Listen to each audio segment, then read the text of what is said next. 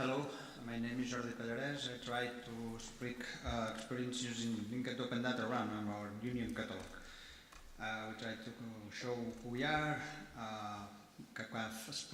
platform and a geocook application. We are a consortium located in Catalonia, consists of the Catalan government and 10 university libraries. We give them several services, not just only for the libraries, but the libraries is the area I work on it.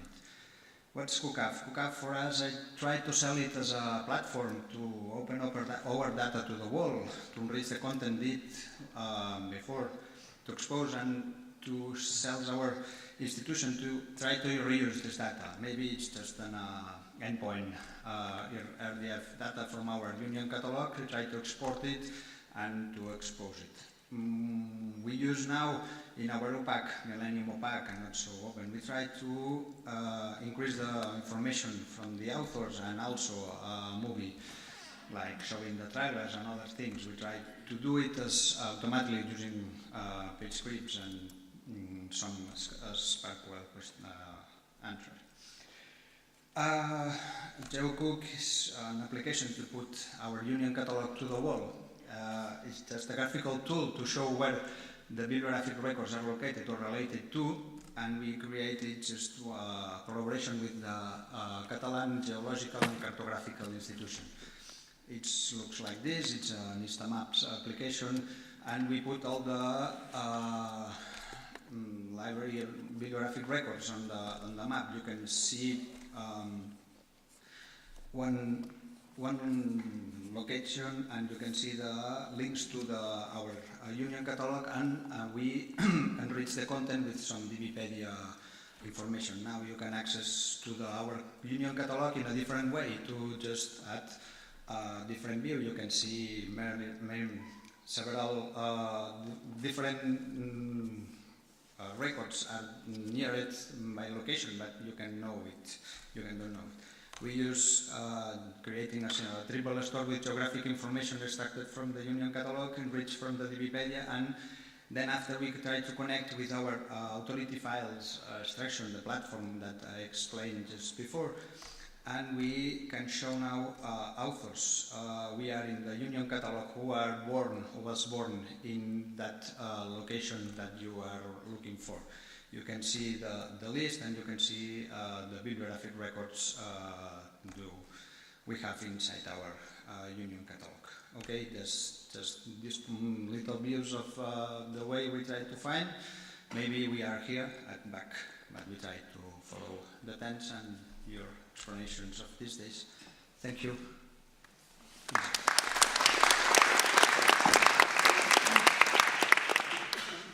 This is Dries Morels from Ghent University Library. He will speak about BPMN workflows. Hi, I'm Dries Morels from Ghent University Library, and I wanted to share some of our experiences we have with BPM. When we were redesigning our library catalog, we were really focusing on working with users and thinking, where should the button be and what should it do? And we worked a long time on a page about a journal, and what should the button be on that page? And suddenly we decided the button should be, give me a PDF of the article that I need. So it's a very nice idea. It was very nice to draw, but of course there's quite a business problem behind. How do we get staff members to the stacks, finding the right issue volume and so on, and then finding the right page, having it scanned and then shipped to the people actually requesting it. We went out to look for how to do that, because typically our ILS did not have such a function ready, and we found an existing standard and also an international standard with a lot of tools around how to orchestrate business flows. It's a very nice thing. It has a lot of very commercial software around, but also some very powerful open source tools. Useactivity.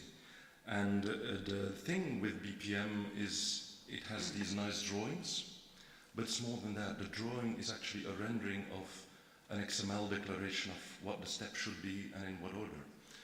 And basically when you're discussing with people who know the workflow and how it should be done, our colleagues in the front desk and back offices, they know what the steps are and how should be proceeded. When we turn it into a drawing, we have done the analysis as an IT group, we have thought it through, and then we can communicate about the same thing, because the drawing really is the same thing as the XML. And the XML is uploaded in the machine, and this engine, this activity engine, actually just executes it. So we talk REST to it and say, well, we want to start a flow of this type, and then the machine says, well, your next step should be X. So the nice thing is that you can have all kinds of buttons in your interface. The buttons lead you to a nice form. You kick off workflow, and in the meantime, we can keep you posted how fast you are progressing with your request. And there might be different kinds of requests. You might be waiting for a book to be returned by someone else. You might want to prolong your own loan time and so on. And you might just be looking into the stacks for a certain journal, trying to locate your article. For our staff, we wrote a dashboard where they can see what's going on, what kind of requests are coming in, and how they're progressing. And if you're one of the people in the chain, you can really filter down and have a customized view, what's up for me today. All this is just us as developers writing a nice dashboard and talking to this REST interface. That engine keeps track of all the workflows. Of course, you can also draw all kinds of reports. We have this very nice reports about the journal use of digital articles flowing from our print stacks, something that our librarians very well understand. The next thing is, you might know that we are renovating our book tower seriously, and one of the key components was the use of a brand new book repository. And the BPM engine also allowed us to upgrade our practices in the repository.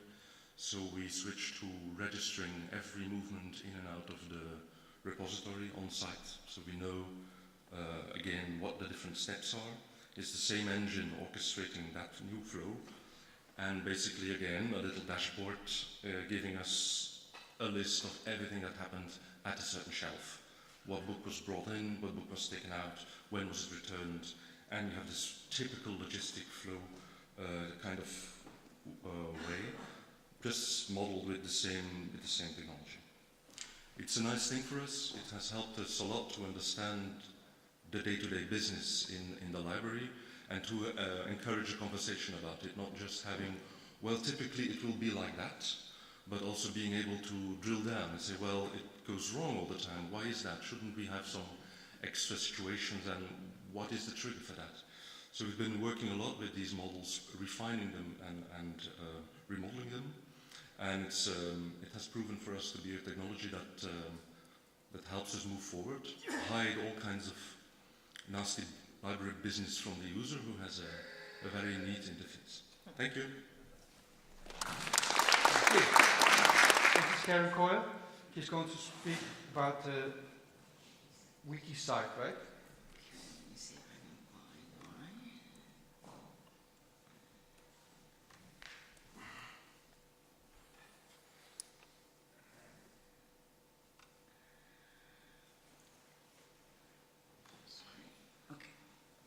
Right, so I want to talk to you about WikiSite and to encourage you to, if possible, become involved. So we all know what Wikipedia is, and many of us know what Wikidata is. Wikidata is actual data, bits of data taken from Wikipedia itself.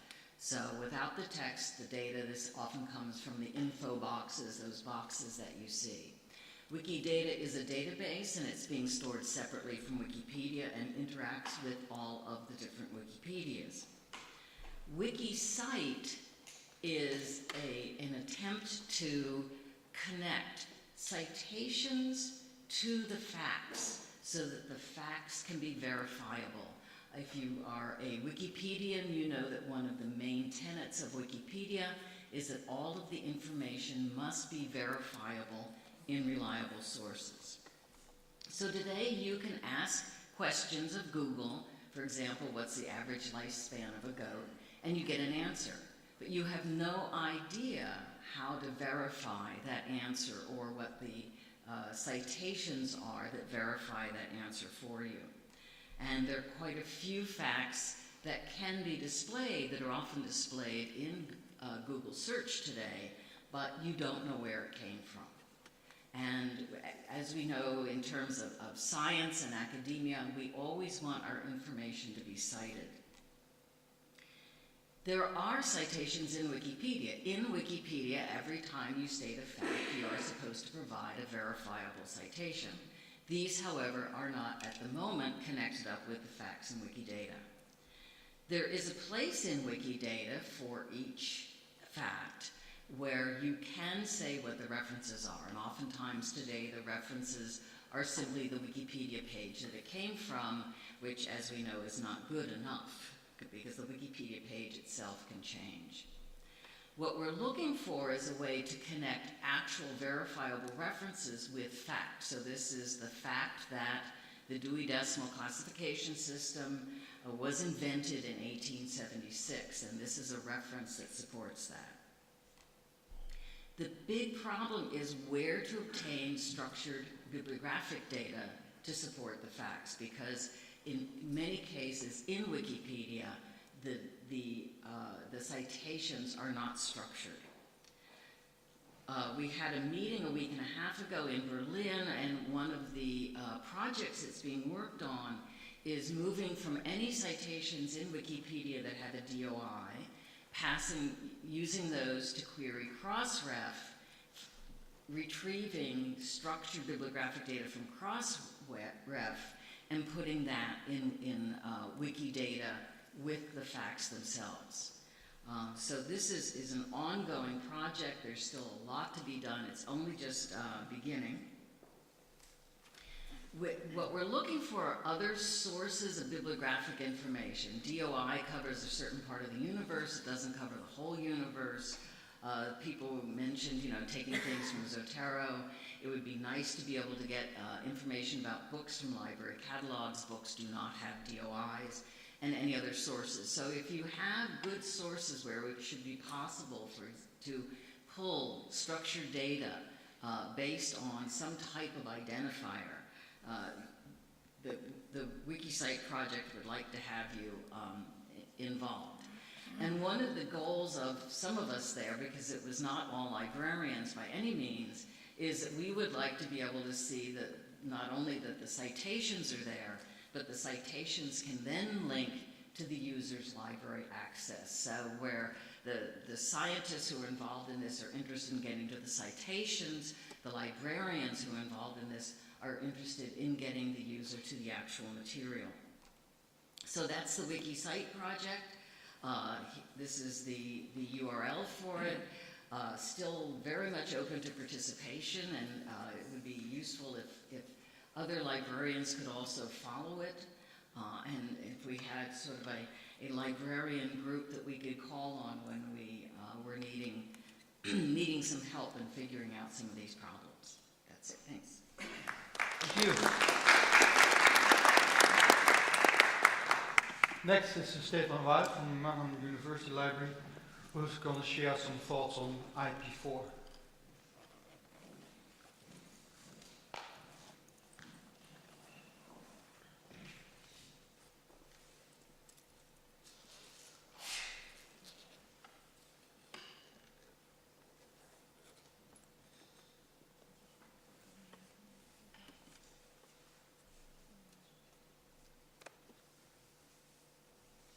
Do I get full size?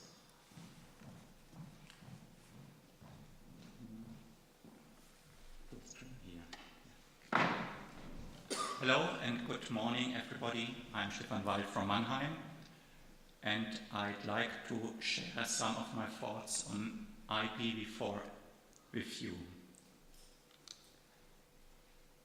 As you know, the Internet Protocol version 4 is a limited resource of the current Internet. Due to the rapid growth of the Internet, there are not many free IPv4 addresses left.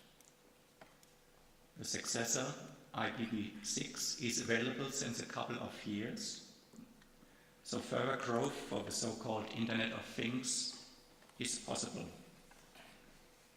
I could end my talk here with a message: make your institution or organization ready for IPv6.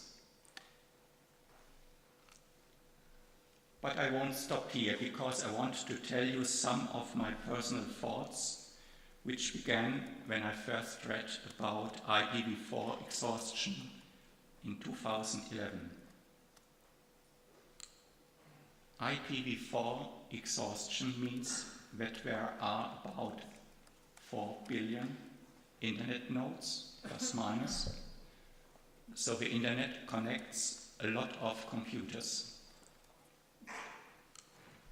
We can expect that this number will rise further and soon approach the number of human neurons. So, is the internet some kind of a supercomputer? Do we watch the beginning of a global artificial intelligence?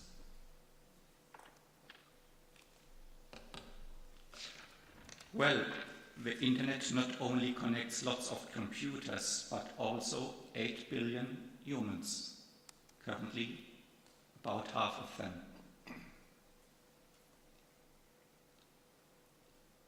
So, is this a new stage in evolution?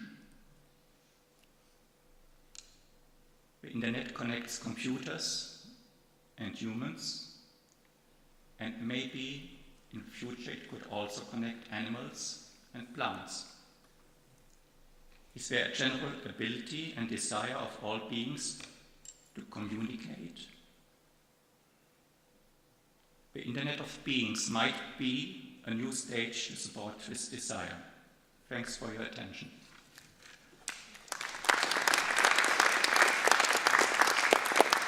Next is Jochen Neubert from the from the German National Library of Economics, and he will speak about using Wikidata as an authority.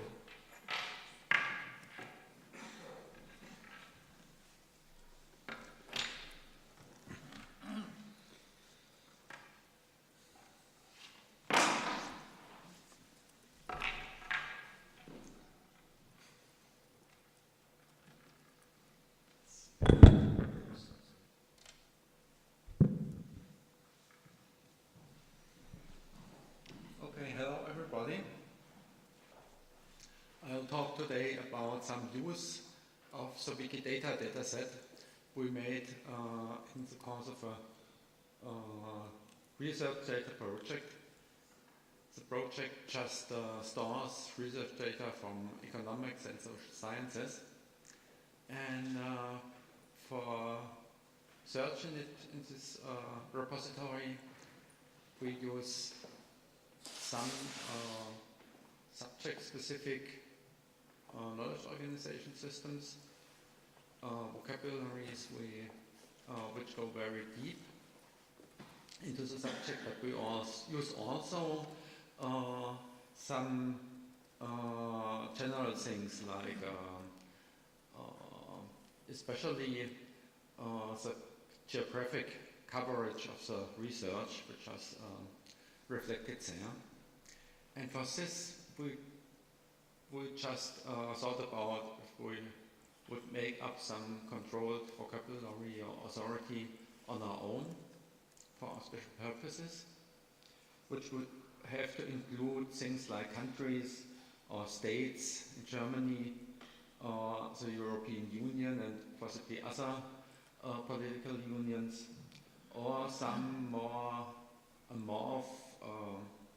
geographical regions like Eastern Germany, which is not an administrative unit, but which is a research area. We decided against it because this data is already available. We could use it from, for example, geonames. But these are large amounts of data. lots of data points, and we only need a special part of it. So we had a look into Wikidata, and we found we can just use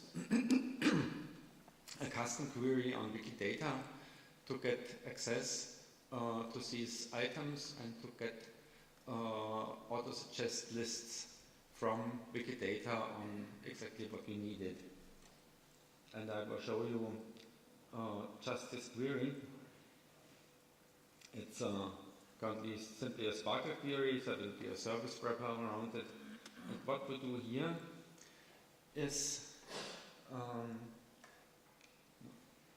you can see we ask for instances of certain classes in Wikidata, for example, the states in Germany, or the countries, or the geographic regions. Build a union of all of this, and then use a very nice feature in Wikidata that we can ask for labels in a certain preference order. Here we ask preferred for German labels, and if they don't exist, for English ones. And of course, in an English user phase, we will switch this to reverse this order. And here you can see the filtering on the user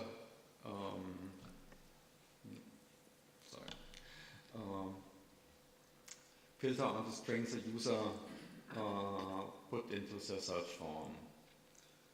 If we execute this,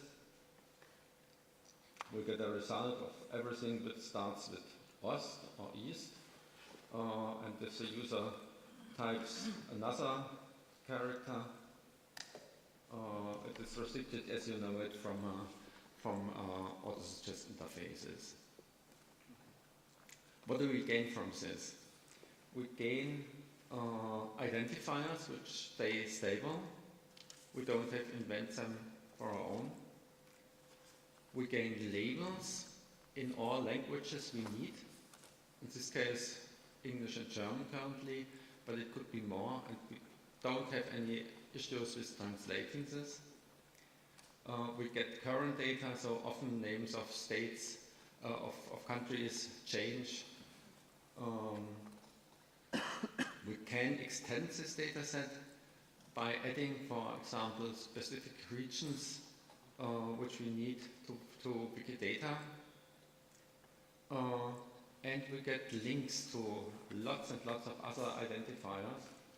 And last but not least, we get an abundance of information, for example, the population of a specific state in Germany, which can be retrieved from Wikidata, from Wikipedia. Thanks.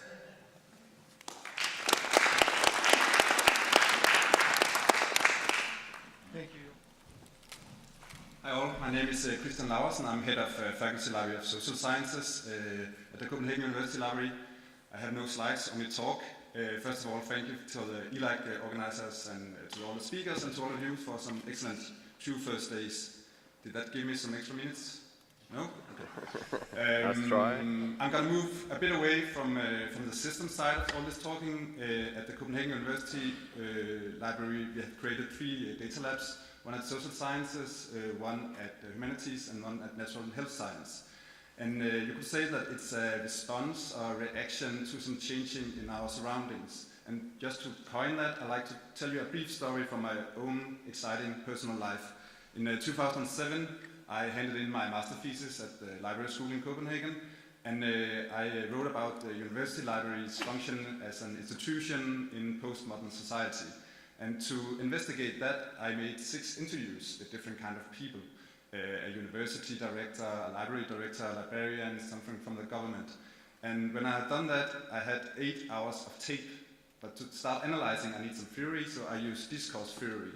But to get on with the data, the taping of the interviews, I need to get it somewhere else and not just listen to it. So what I did was I sat down with my really big laptop and I transcribed it all into a Word document. And then to get on with the discourse analyzing, I did some manual word counting and got it over in an Excel document, and then I could see that, okay, they're talking about the university a lot, it keep mentioned, and then I could start, pinpointing some of the discourses. And it was a perfect, really boring, master thesis, but perfectly methodically good.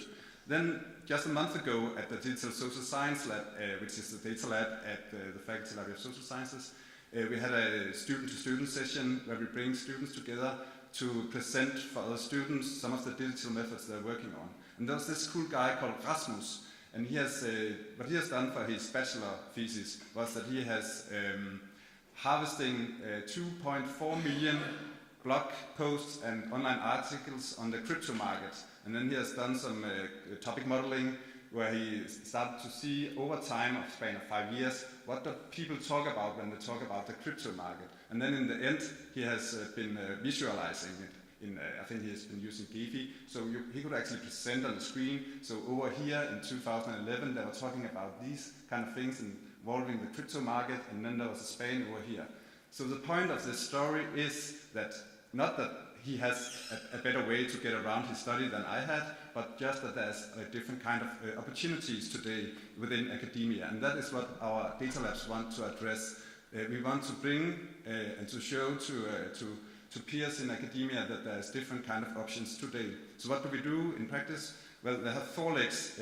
We do a lot of events, teaching, instructions, workshops in the labs. We do some of them ourselves. We try to work around what we could call the work chart of working with data. You see harvesting, cleaning, analyzing, and visualizing. So we have found some different software and programming within those areas that we teach to the peers. And then we are facilitating that peers, like the student-to-student session, are teaching other peers around these. And this is a really strong leg for the library to hold.